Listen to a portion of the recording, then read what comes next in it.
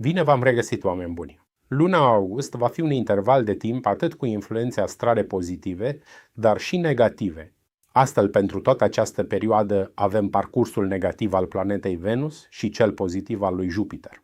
În a doua jumătate a lui august, Soarele va avea o influență pozitivă, dar în ultimele 10 zile ale lunii, Mercur va avea un tranzit nefavorabil. Ce sectoare de viață sunt influențate pozitiv sau negativ pentru fiecare semn zodiacal? Vedeți la horoscop. Dălbec, din cauza lipsei de răbdare și înțelegere față de cei din jur, pe toată durata acestei luni nu vei reuși să te distrezi în nicio împrejurare. În plus, în ultima săptămână vei face greșeli și confuzii care îți vor bloca recuperarea unei sume de bani. Chiar și așa, atitudinea plină de căldură pe care o vei avea în ultima jumătate a lunii îl va face pe partenerul tău să se apropie din nou de tine, iar buna înțelegere va fi din nou vizibilă. Marea realizare a lunii va veni în planul faptelor tale bune, vei avea ocazia să sprijini o persoană aflată în dificultate și să te simți profund împlinit pentru ajutorul oferit. Taur, din cauza unui sentiment de neîmplinire socială, într-un anumit moment vei refuza să ajuți pe cineva aflat în dificultate, fapt pentru care vei plăti mai târziu, cândva în viitor. În plus, în partea a doua a lunii, dialogurile negândite sau neinspirate îți vor aduce un eșec într-un anumit domeniu. În schimb, spiritul tău generos îți va aduce în ultima jumătate a lunii câștiguri din alte surse sau recuperarea unor datorii. Marele succes al lunii va veni în planul personal, prin creșterea vizibilă a încrederii pe care o ai în tine, iar viziunea pozitivă asupra propriei persoane se va consolida. Gemeni, dificultățile pe care le vei avea pe tot parcursul acestei luni în relațiile cu cei din jurul tău vor influența negativ nivelul de bună înțelegere cu partenerul de viață. De asemenea, în ultima săptămână a lunii, o stare de rătăcire mentală îi va depărta de tine pe cei apropiați, mai ales atunci când vei avea nevoie de ajutor. Pe de altă parte, asumarea unor responsabilități de lider în ultima jumătate a lunii îți va aduce un succes remarcabil pe planul idealurilor tale de viață. Victoria lunii va veni în planul muncii, prin rezultate foarte bune la locul de muncă, iar parcursul tău profesional va intra pe un trend ascendent. Rac. Lipsa de răbdare și înțelegere față de cei din jur îți va aduce în această lună o problemă de sănătate. În plus, în ultima săptămână a acestei luni vei avea numai neînțelegeri verbale acasă cu membrii familiei, nu vor fi scandaluri, dar nu vei reuși să te faci înțeles. Totuși, spiritul tău modest îți va aduce în ultima jumătate a lunii realizări în planul comunicării și al deplasărilor scurte. Evenimentul central al lunii va veni pe planul karmei tale pozitive, destinul îți va oferi conjuncturi de viață favorabile, ca răsplată pentru faptele bune din viețile anterioare. Leu. Din cauza atitudinii de izolare, în această lună nu vei avea relații bune cu familia, chiar dacă în casă vei obține realizări frumoase.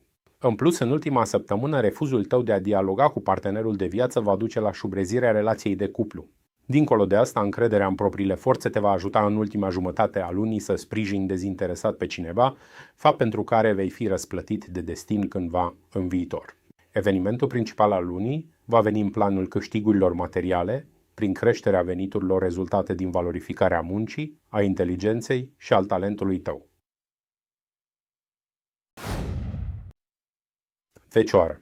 Aproape pe tot parcursul acestei luni vei avea greutăți în planul comunicării sau al deplasărilor scurte din cauza dificultăților de a relaționa cu cei din jurul tău. În plus, în ultima săptămână, refuzul tău de a comunica cu cineva apropiat va provoca necazuri, iar consecințele vor fi plătite mai târziu. Cu toate acestea, spiritul tău creativ te va mobiliza în prima jumătate a lunii să pleci într-un voiaj de plăcere sau să mergi la petreceri. Marea realizare a lunii va veni pe planul relației de cuplu, prin întărirea legăturii cu partenerul de viață, aducând armonie și încredere reciprocă în relație. Balanță. Din cauza unei atitudini necooperante, pe tot parcursul acestei luni, nu vei reuși să recuperezi o datorie mai veche. În plus, predispozițiile spre neînțelegeri vor genera greșeli la locul de muncă. În altă ordine de idei, dorința ta de a ajuta îți va aduce un sprijin important din partea unor persoane cărora vei reuși astfel să le câștigi simpatia și încrederea. Marele succes al lunii va veni în planul comunicării, printr-o veste bună care îți va influența pozitiv planurile tale de viitor. Scorpion. Sentimentul de neîmplinire care te domină pe tot parcursul acestei luni îți va aduce un eșec într-un anumit domeniu. În plus, în ultima săptămână a acestei luni, anumite erori de judecată vor declanșa conjuncturi nefavorabile dacă ai o karmă negativă. Chiar și așa, spiritul tău plin de modestie îți va aduce în a doua jumătate a lunii rezultate bune în activitatea profesională de la locul tău de muncă.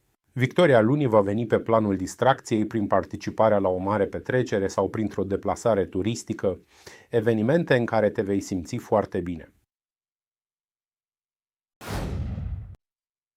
Săgetător. Lipsa de răbdare și înțelegere față de cei din jur pe care o vei avea pe tot parcursul acestei luni îi va determina pe aceștia să nu te mai susțină dacă vei avea greutăți. Totodată, dificultățile de adaptare la realitățile vieții îți vor aduce pe parcursul lunii unele probleme de sănătate. În schimb, atitudinea ta autoritară și corectă va declanșa în ultima parte a lunii conjuncturi pozitive în diverse sectoare de viață, consecințe datorate karmei tale pozitive. Evenimentul central al lunii va veni în planul finanțelor comune, prin câștiguri materiale care îți vor stabiliza bugetul cu fonduri provenite de la alte persoane sau din alte surse decât munca ta. Capricorn. Atitudinea ta necooperantă din prima jumătate a acestei luni îți va aduce scăderea veniturilor provenite din munca și efortul tău personal. Totodată, în ultima săptămână, anumite decizii neinspirate vor duce la anularea unei excursii sau a participării tale la o petrecere. Pe de altă parte, buna ta capacitate de a-i ghida pe cei din jurul tău va readuce în a doua jumătate a lunii armonia acasă în cadrul căminului familial.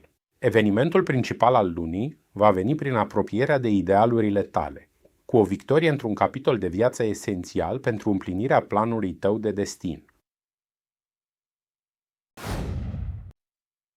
Vărsător.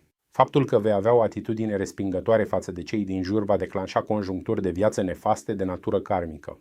În plus, starea generalizată de confuzie în care vei intra în ultima săptămână a lunii îți va aduce numai dificultăți în cadrul deplasărilor scurte și greșeli în lucrul cu documente. Totuși, spiritul tău plin de modestie îți va aduce în a doua jumătate a lunii o creștere surprinzătoare a câștigurilor din muncă. Marea realizare a lunii va veni pe planul căminului tău, vei reuși să rezolvi o chestiune dificilă acasă sau să soluționezi o problemă a unui membru din familie. Pești. Atitudinea de respingere față de colegii de la muncă pe care o vei avea pe tot parcursul acestei luni îți va aduce probleme profesionale. De asemenea, în ultima săptămână a lunii, deficiențele de comunicare îți vor afecta bugetul personal. Dincolo de asta, atitudinea ta pozitivă te va ajuta să găsești resurse interioare, iar sănătatea ta va reveni la normal. Marele succes al lunii va veni în planul imaginii tale personale, prin recunoașterea meritelor și prin noi oportunități de afirmare de care vei beneficia. Și nu uitați, soarta omului este mereu în mâinile lui. Dar atenție, totul se întoarce, și binele, dar și răul.